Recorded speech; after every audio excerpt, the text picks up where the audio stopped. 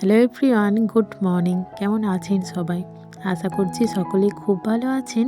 আর আপনাদের ভালোবাসা ও আশীর্বাদে এখন অনেকটা ভালো আছি। এখন দেখুন সকাল সকাল বাসি কাজ তো ধরেই ফেলেছি।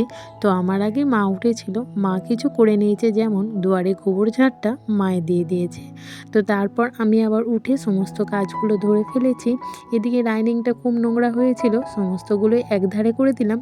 দিয়ে এই যে চটটা নামানো আছে, তো এটা একটু তুলে নেব। অনেকটা আলো তাহলে ভেতরে আসবে। এই যে মোটামুটি যতটা পেরেছি, এই ডাইনিংটার জন্য না পুরোটা গোটানো যায় না গো। তো যতটা পেরেছি ততটা করে দিলাম। তো তারপরে একবার বাসি ঘরদোরগুলো ভালো মতো ঝাড় দিয়ে নেব। আসলে কয়েকদিন ধরেই ভাবছি আপনাদের সাথে সমস্ত ভিডিওতে শেয়ার করব কাজকর্ম, কিন্তু এই যে পায়ের জন্য করতেই পারছিলাম না। তো এখন অনেকটা ভালো আছি, তো সেই জন্যই ভাবলাম তো আগের মতো আপনাদের সাথে একটু ভিডিও শেয়ার করি। অন্য কিছু না, যখন এই সমান জায়গার মধ্যে হাঁটাচলা করছি তখন অতটা অসুবিধা হচ্ছে না, কিন্তু যখনই এই সিঁড়ি বেয়ে নামছি, মানে এই দৌড়ে নামছি, তখন একটু অসুবিধা হচ্ছে, একটু ধরে ধরে নামতে হচ্ছে। তো এই যে একভাবে দুটো পাকে মুড়ে বসতেও পারছি না।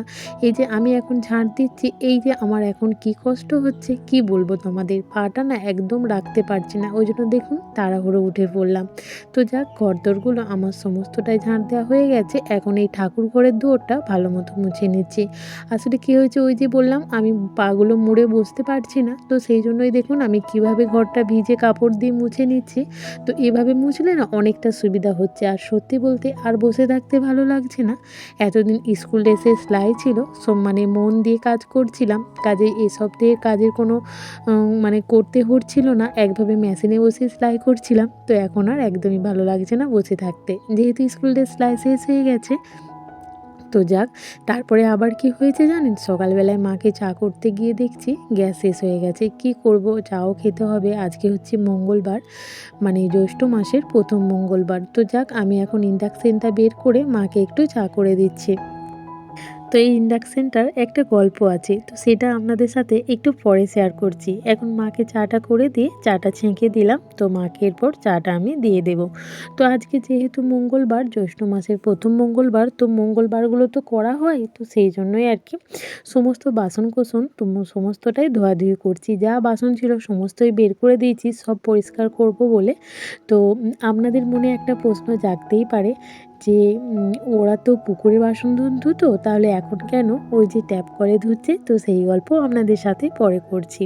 এখন দেখুন এই যে একদিনের গোবর ছিল, সেই গোবরটা ভালো মতো মেখে নিলাম। ওই যে আমি বসতে পারছি না, তো দাঁড়িয়ে দাঁড়িয়ে সমস্তটা করছি, তো বেশ ভালো লাগছে গো। অনেক দিন পর সমস্ত কাজকর্ম আবার করছি, এটাতে অনেকটা ভালো লাগছে। তবে এই যে হাঁটা চলাটা সোজা করতে পারছি না, একটুখানি মানে খুঁড়িয়ে চলার ভাবটা আছে। তো যাক, এখন দেখুন এই যে আমি এখন গোবরটা চাপড়ে নেব দেয়ালের মধ্যে।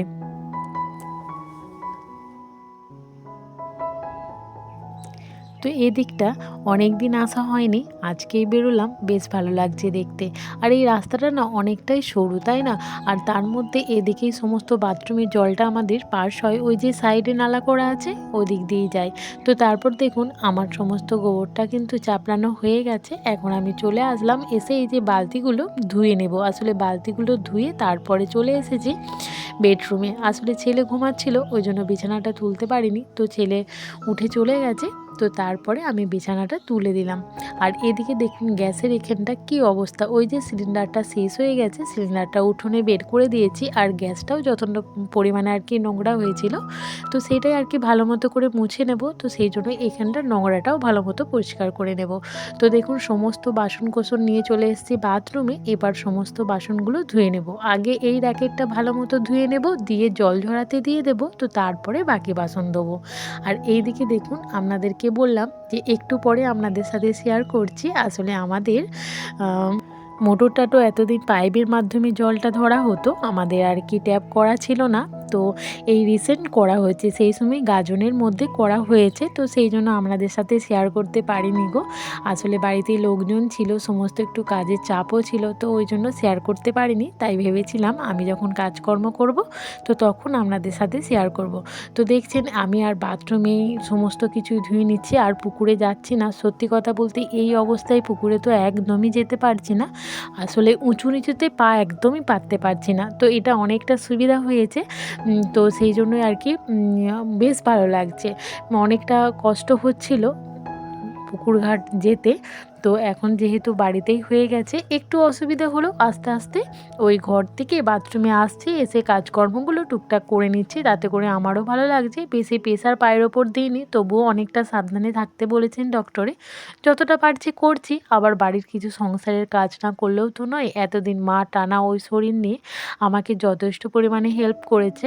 মানে আর পারছি না গো, ওই মানুষটারও প্রচণ্ড কষ্ট হচ্ছে, তো যতটা পারছি ওনাকে হেল্প করার চেষ্টা করছি।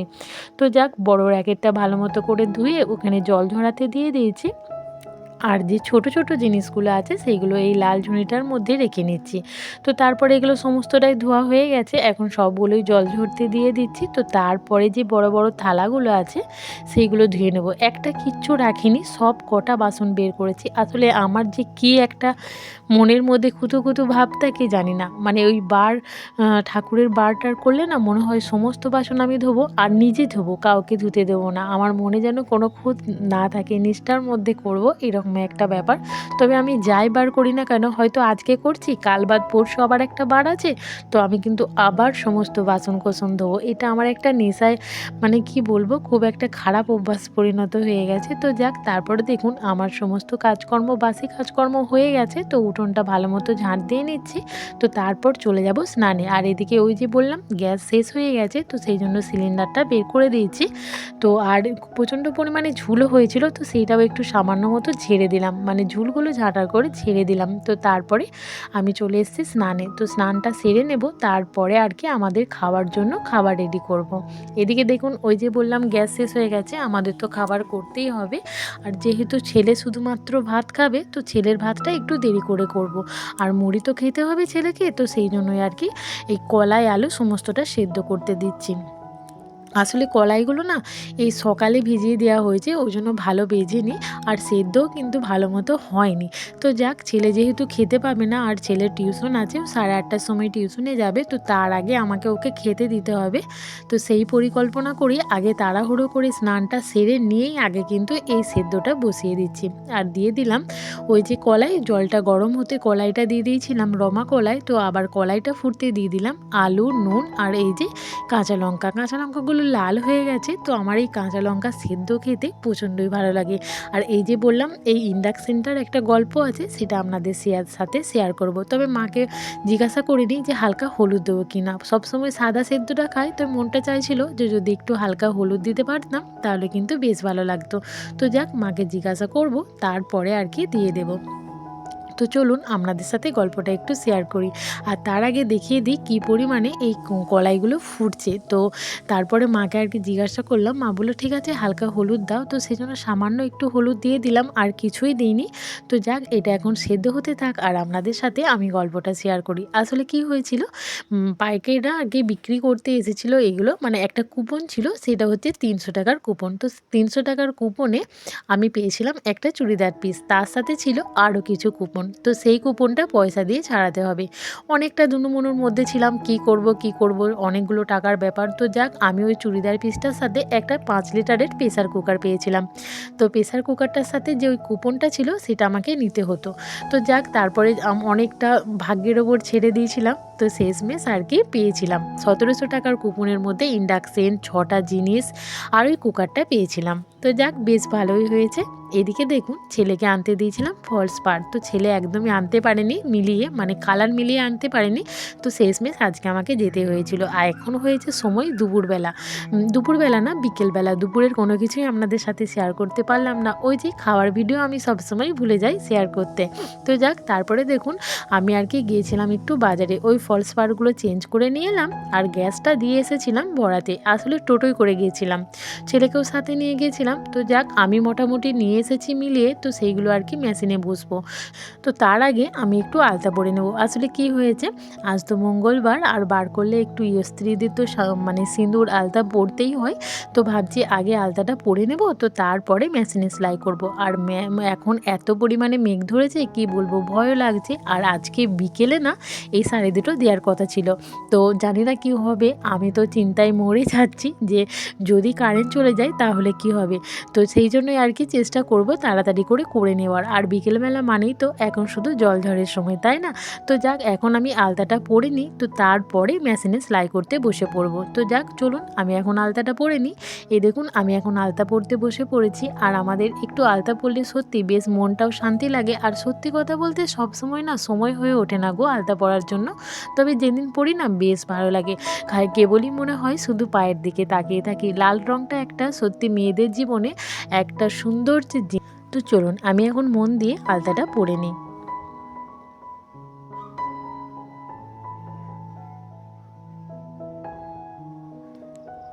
তো আপনাদের সাথে একটা ছোট্ট টিপস আমি শেয়ার করি। এই যে আমি এখন আলতা পরছি ব্রাশ দিয়ে, তো ব্রাশ দিয়ে যখন আলতা পরবো না, তখন যখন আঙুলে আলতাটা পরবো তখন যদি ব্রাশটা উল্টো দিক দিয়ে পরি তখন কিন্তু একটুও বাইরে বেরিয়ে যায় না, বেশ সুন্দর দেখতে লাগে। আর প্রথম আমি যখন আলতা পরতাম না, কি বলবো, ব্রাশ দিয়ে যখন পরতাম পুরো আঙুলময় আলতা হয়ে যেত।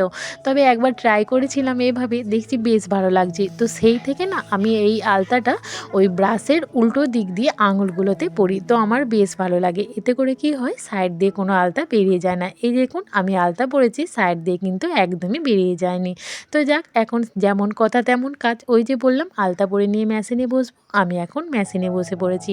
আর মেঘ এসেছে অন্ধকার করে, হালকা হালকা হাওয়া দিচ্ছে, তো প্রচণ্ড পরিমাণে চিন্তা হচ্ছে যে কি হবে যদি কারেন্ট চলে যায়, যদি কারেন্ট চলে যায়, এই চিন্তা নিয়েই কিন্তু মেশিনে বসেছি। তো যাক, কতদূর কী হয় করতে পারি দেখি। ভয়ে ভয়ে যখন বসেছি, শেষমেশ যে কী হবে জানি না। তো একটা নয় দুটো শাড়ি আমাকে পাড় বসাতে হবে, তারপরে হাতে হেম দিতে হবে। তো ঠাকুরকে ডাকছি আজকে বিকেলে দেওয়ার কথা আছে, তারা যেন আজকে বিকেলে না আসে, যদি কালকে আসে অনেকটা সুবিধা হয়। তো যাক, আমি এখন এই মনে করতে করতেই আমি এখন মেশিনে বসে পড়েছি সেলাই করার জন্য। আর তার মধ্যেই হাজব্যান্ড ফোন করেছে যে ওইদিকে কি ঝড় বৃষ্টি হচ্ছে, বাঁকুড়া দিয়ে প্রচণ্ড পরিমাণে ঝড় বৃষ্টি হচ্ছে। তো আমি ওকে বলছি দেখো না, হালকা মতো এদিকে ঝড় দিচ্ছে, তো জানি না কি হবে, কারেন্ট যদি চলে যায় আমি এখন টেনশনে আছি। তো যাক, আমি তাড়াহুড়ো করে সেলাইটা করে নিচ্ছি আর ওর সাথে মন দিয়ে গল্প করছি। এই যা গেল কারেন্ট চলে, তাহলে কি হবে, বেশ তো ভয় পেয়ে গেলাম। তো জানি না কি হবে, যেহেতু বিদ্যুৎ চমকাচ্ছে সেহেতু আমি এই মেশিনের কর্ডটাও খুলে দিলাম আর ফ্রিজের কর্ডটাও আর কি খুলে দেবো। তো যাক, কি আর করা যাবে, কিছু করার নেই, ভাগ্যের ওপর নির্ভর। যদি পারি তো কালকে তাদের কাছ থেকে একটু সময় চেয়ে নেব আর সকালেই করে দেওয়ার চেষ্টা করব। তো চলুন আপনাদের সাথে শেয়ার করি কি পরিমাণে মেঘটা ধরেছে। এই দেখুন এত পরিমাণে মেঘ ধরেছে কি বলবো।